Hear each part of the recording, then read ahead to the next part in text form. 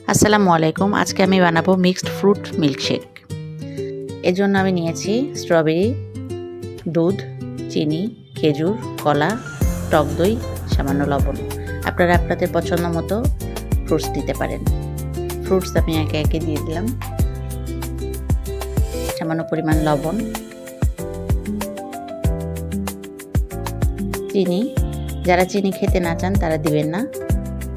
আমি চিনি দিয়েছি 2 চা চামচ, টক দই দিয়েছি 1 টেবিল চামচ, আর দুধ 1 মগ। সব কিছু একসঙ্গে করে ব্লেন্ড করে নেব।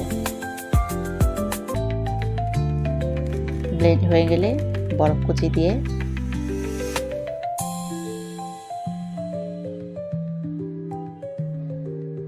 এর মাঝে আমি দিয়েছি সামান্য পরিমাণে ভ্যানিলা আইসক্রিম এবং স্ট্রবেরি কুচি দিয়ে পরিবেশন করছি।